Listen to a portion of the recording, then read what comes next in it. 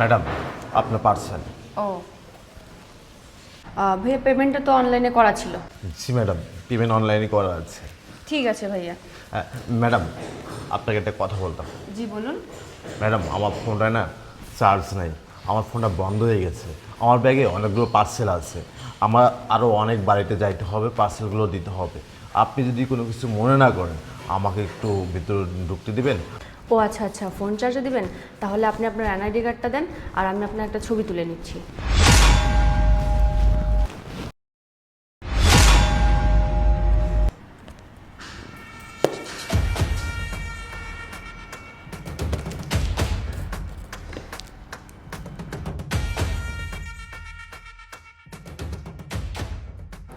কিছু মনে করবেন না ভাইয়া, আসলে এটা আমি আমার সেফটির জন্য করছি, বুঝতেই তো পারছেন।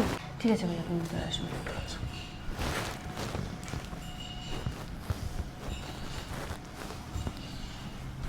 এইদিকে।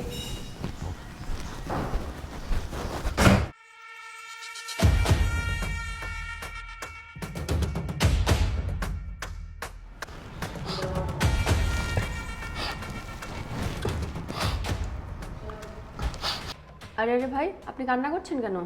আসলে আমি যে কান্না করতেছি কেন, এটা অনেক বড় একটা স্টোরি।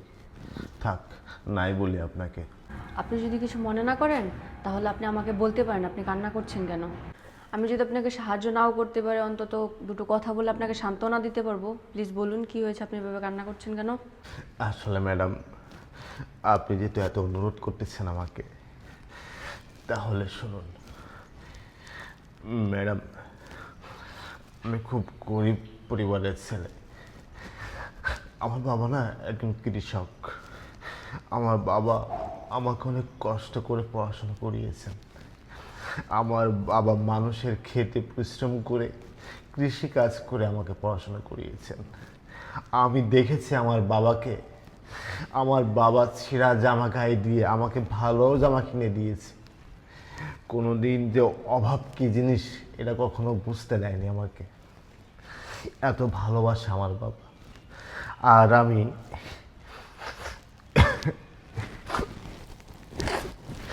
আর আর আমি আমার বাবা মার অবর্তনে একটা মেয়েকে বিয়ে করেছি। আমি ভালোবেসে একটা মেয়েকে বিয়ে করেছি। ভালোবেসে বিয়ে করার পরে কয়দিন আমাদের সংসার ভালোই চলেছিল। প্রথম আমার বাবা মা মেনে নিতে চায়নি, পরে আস্তে আস্তে মেনে নিচ্ছে।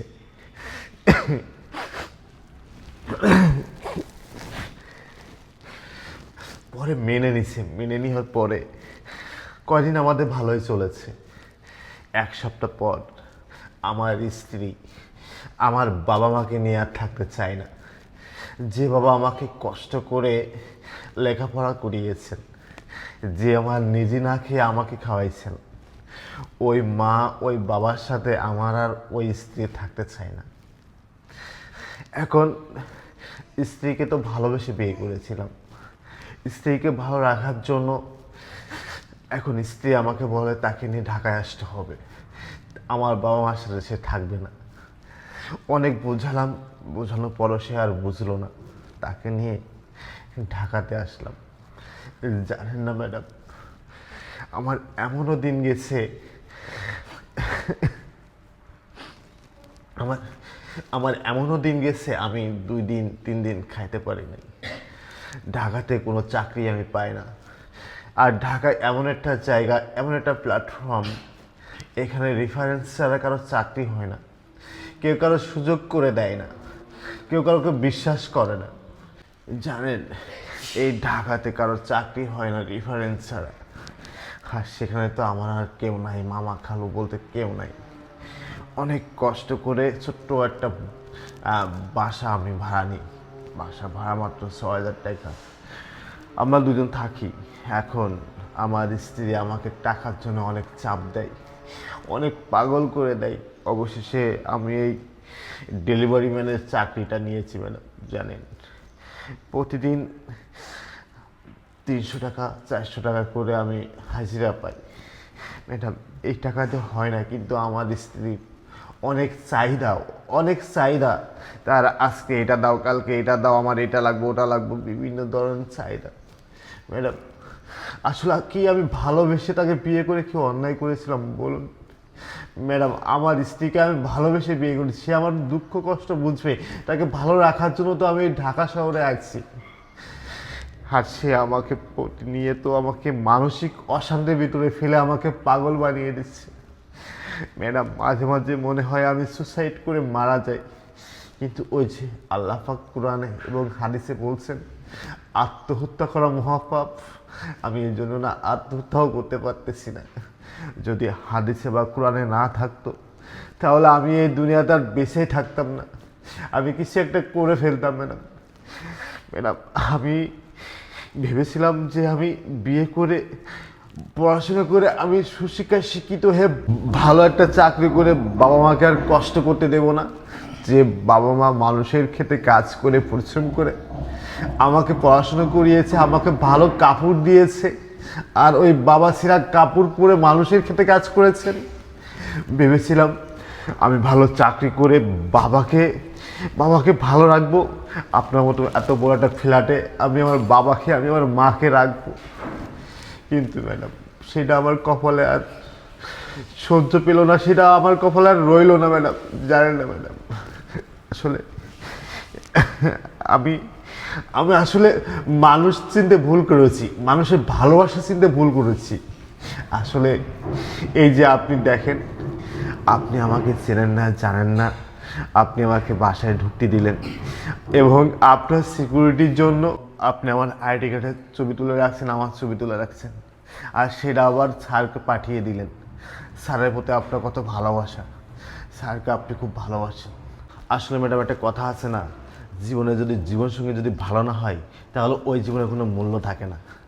যেমন ম্যাডাম আমার কপালে হয়েছে, জানেন ম্যাডাম আমার জীবনসঙ্গীর এত চাহিদা, তার চাহিদা পূরণ করতে হলে আমার রাস্তায় রাস্তায় ভিক্ষে করে চলতে হবে। তাহলে ম্যাডাম আর কোনো কিছু বলার নাই ম্যাডাম। আসলে আপনি হয়তো বা বুঝতে পেরেছেন আমার জীবনের কষ্টগুলো। আসলে বিয়ের ক্ষেত্রে অবশ্যই যাচাই বাছাই করে বিয়ে করা উচিত। আমি কাকে বিয়ে করতেছি, ভালোবাসা একটা জিনিস আর সংসার জীবন আর একটা জিনিস। আপনি যাকে নিয়ে সারা জীবন সুখে শান্তিতে সংসার করবেন, সেই মানুষটা যদি ভালো না হয় তাহলে আপনার জীবনটা তেজপাতা করে দেবে একটা মাত্র নারী, যেমনটা আমার জীবন হয়েছে ম্যাডাম।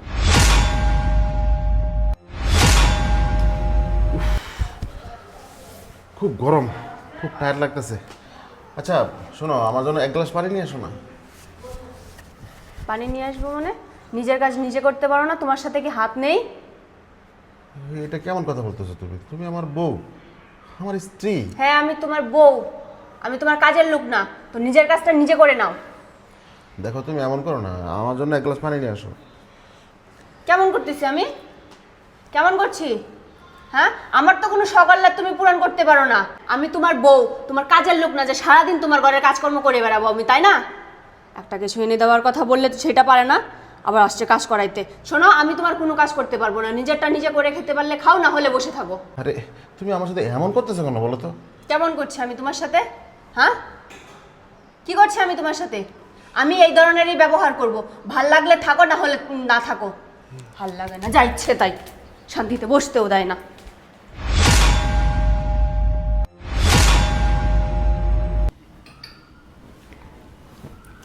এই শোনো না, একটা কথা বলবো? কথা বলছো না কেন? আচ্ছা তুমি কি একটাবার খোঁজ খবর নিছো আমি কি খাই না খাই? আমি তোমার স্বামী, একটাবার তো খোঁজ খবর নিলা না। আচ্ছা সেসব কথা বাদ দাও না, শোনো না, খাচ্ছ তো তুমি, বানিয়ে তো রাখছি নাকি? কি যে ভালোবাসো সেটা দেখতেছি। হ্যাঁ বলো। নিয়ে খাইলে কি হয়? আমি তো ব্যস্ত ছিলাম, ঘরে কাজই তো করছিলাম, তোমার কাজই তো করি। কিন্তু আমি কেন নিয়ে খাবো? কেন? তুমি আমার স্ত্রী, তুমি আমার স্ত্রী আসো তো না, তুমি থাকতে কেন আমি নিয়ে তুমি খাবো? সবসময় আমার সাথে এমন করো, আমি কিছু চাইতে আসলে তুমি এরকম করো আমার সাথে। আচ্ছা ঠিক আছে বলো। আচ্ছা শোনো না, বলছি আমার না একটা জিনিস লাগবে বুঝলে, আমার না একটা জুতো পছন্দ হয়েছে, বেশি দাম না, এই 30,000 টাকার মতো পড়বে, প্লিজ না করবে না? 30,000 টাকা বললেই হলো নাকি? আর কি দরকার তোমার 30,000 টাকা? কি লাগবে তোমার এটা? গুপ্ত তো তুমি বলো আমার খাবার দাবার খেয়াল রাখো না কেন, এইটা রাখো না কেন, সেইটা রাখো না কেন, আমার চাহিদার খেয়াল তুমি রাখবে না? খেতে হলে খাও, না হলে না খাও, আমার ভালো লাগে না। ঠিক আছে ম্যাডাম, কি ভাবতেছেন আপনি? না না, তেমন কিছু না। আপনার কথাগুলো শুনে কেমন একটা জানি ফিল হলো। আসলে কি বলেন তো, অপরিচিত মানুষদের লাইফের যে এত মিল থাকতে পারে আমি আসলে কখনো বুঝতে পারিনি। মানে না না, তেমন কিছুই না। আচ্ছা, আপনার জন্য একটা চা আনি তাহলে আমি। না না ম্যাডাম থাক, আমি এখন চা খাবো না। ও ম্যাডাম, আমার একটা কল আছে, আমি কলটা একটু রিসিভ করি। হ্যাঁ ধরুন। ম্যাডাম, আমার স্ত্রী কল দিয়েছে, একটু কথা বলি। হ্যালো। হ্যাঁ হ্যাঁ, আমি এই যে সন্ধ্যায় চলে আসবো। ও সবজি আনবো, আচ্ছা ঠিক আছে। আর কিছু আনতে হবে? ও ওই যে, হ্যাঁ হ্যাঁ পিৎজা, ওই যেটা 1200 টাকা ওটা। আচ্ছা আচ্ছা ঠিক আছে, আচ্ছা ঠিক আছে, আনবো। 1200 টাকা আমার সবজি। ও ম্যাডাম, আমি তাহলে আজকে আসি। আরে আরে ভাই, এখন কিভাবে যাবেন? এখনো তো বাইরে ঝড় বৃষ্টি। ম্যাডাম, আসলে বাইরে যে ঝড় হচ্ছে, এই ঝড় আমি কন্ট্রোল করে আমি বাসায় যাইতে পারবো, কিন্তু আমার বাসায় যে ঝড় হবে এই ঝড় আমি কন্ট্রোল করতে পারবো না। এই ঝড় আমার জীবনটাও নিয়ে নিতে পারে। ম্যাডাম থাক, আপনাকে আর আমি বিরক্ত করবো না, অনেক সময় ধরে আপনার বাসায় রয়েছি আমি। আচ্ছা ম্যাডাম, তাহলে আজকে আমি আসি।